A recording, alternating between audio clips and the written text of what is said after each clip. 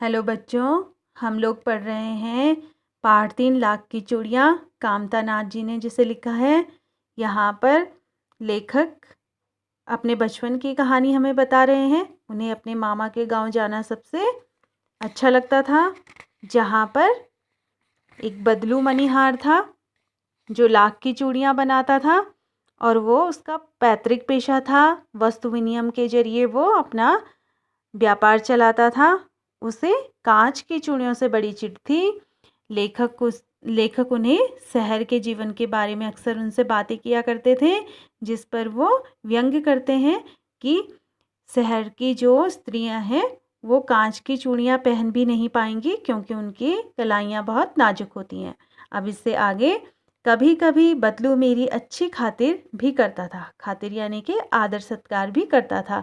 जिन दिनों उसकी गाय के दूध होता, वह सदा मेरे लिए मलाई बचा कर रखता और आम की फसल में तो मैं रोज ही उसके यहाँ से 2-4 आम खा आता। परंतु इन सब बातों के अतिरिक्त, अतिरिक्त का अर्थ होता है सिवाय या इसके अलावा, जिस कारण वह मुझे अच्छा लगता वह यह था कि लगभग रोज ही वह मेरे लिए 1-2 गोलियां बना देता था। अब लेखक बोल रहे हैं कि यूं तो वो मेरी अच्छी खातिरदारी भी करता था, आम भी खिलाता था, मलाई भी बचा कर रखता था मेरे खाने के लिए, लेकिन सबसे ज़्यादा अच्छा लेखक को वो क्यों लगते थे? क्योंकि वो हर रोज़ उनके लिए लाख की 1-2 गोलियां बना कर देते थे। मैं बहुधा हर गर्मी की छुट्टी में, बहुधा मतलब अक्सर, हर गर्मी की छुट्टी में अपने मामा के यहाँ चला जाता और 1 आध महीने वहाँ रहकर स्कूल खुलने के समय तक वापस आ जाता। परंतु 2-3 बार ही मैं अपने मामा के यहाँ गया होऊंगा, तभी मेरे पिता की एक दूर के शहर में बदली हो गई। बदली यानी कि तबादला, यानी कि ट्रांसफ़र हो गई। और एक लंबी अवधि, मतलब एक लंबे समय तक मैं, एक लंबी अवधि यानी कि एक लंबे समय तक मैं अपने मामा के गांव न जा सका। लगभग 8-10 वर्षों के बाद जब मैं वहां गया तो इतना बड़ा हो चुका था कि लाख की गोलियों में मेरी रुचि नहीं रह गई। रुचि यानी कि इंटरेस्ट नहीं रह गया अब उसमें। अतः गांव में होते हुए भी कई दिनों तक मुझे बदलू का ध्यान नहीं आया। जब हम थोड़े बड़े हो जाते हैं तो हमारी थोड़ी सी सोच अलग हो जाती है। बचपन के खिलौनों से खेलना हम छोड़ देते हैं। तो यहाँ पर भी यही है कि अब उनकी रुचि छोटी छोटी लाख की गोलियों में नहीं रही। इसी कारण उन्हें बहुत दिनों तक बदलू का ध्यान भी नहीं आया। इस बीच मैंने देखा कि गांव में लगभग सभी स्त्रियां कांच की चूड़ियां पहने हैं। विरले ही, यानी कि कुछ ही हाथों में मैंने लाख की चूड़ियां देखी। तब एक दिन सहसा यानी कि अचानक मुझे बदलू का ध्यान हो आया। बात यह हुई कि बरसात में, और कैसे ध्यान आया कि एक घटना हो गई, एक बात हुई कि बरसात में मेरे मामा की छोटी लड़की आंगन में फिसलकर गिर पड़ी और उसके हाथ की कांच की चूड़ी टूटकर उसके कलाई में घुस गई और उससे खून बहने लगा। मेरे मामा उस समय घर पर न थे, मुझे ही उसकी मरहम पट्टी करनी पड़ी। तभी सहसा यानी कि अचानक मुझे बदलू का ध्यान हो आया और मैंने सोचा कि उससे मिल आऊं। अतः शाम को मैं घूमते घूमते उसके घर चला गया। बदलू वहीं चबूतरे पर नीम के नीचे खाट पर लेटा था। कैसे अचानक याद आई लेखक को उनकी, कि उनके जो मामा की बेटी थी वो गिर गई और कांच की चूड़ी से घायल हो गई। तब उन्हें कांच की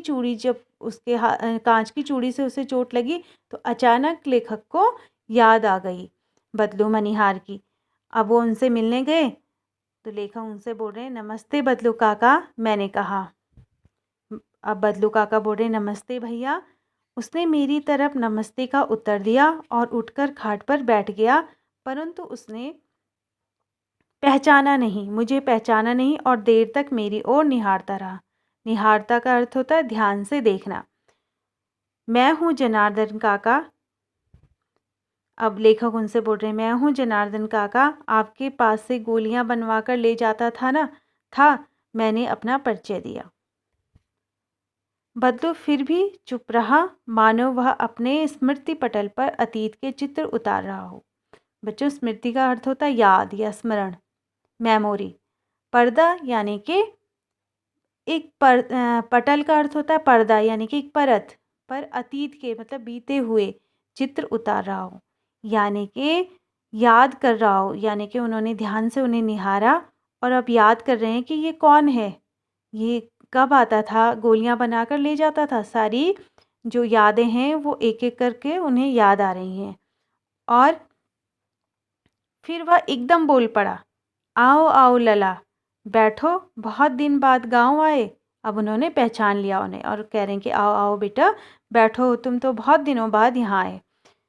हाँ, अब लेखक कह रहे हैं, हाँ, इधर आना ही नहीं हो सका काका, मैंने बैठते हुए उत्तर दिया। उन्होंने बैठते हुए उत्तर दिया कि हाँ, यहाँ आना ना हो सका। आगे, कुछ देर फिर शांति रही। मैंने इधर उधर दृष्टि दौड़ाई, यानी कि नजरें दौड़ाई, इधर उधर देखा। न तो मुझे उसकी मचिया नजर आई और न ही भट्टी। लेखक ने देखा कि जैसे वो पहले काम करते थे वो सब तो कुछ नजर नहीं आ रहा। तो उन्होंने पूछा, आजकल काम नहीं करते काका? मैंने पूछा, लेखक ने पूछा कि आजकल आप काम नहीं करते? नहीं लला, काम तो कई साल से बंद है। मेरी बनाई हुई चूड़ियाँ कोई पूछे तब तो गांव-गांव में कांच का प्रचार हो गया है।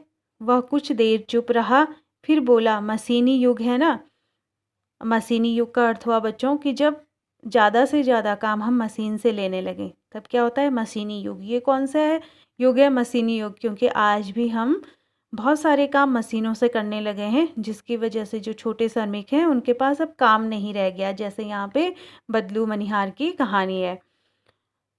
यह लला, आजकल सब काम मशीन से होता है, खेत भी मशीन से जोते जाते हैं और फिर सुंदरता कांच की चूड़ियों में होती है, लाख में कहाँ संभव है।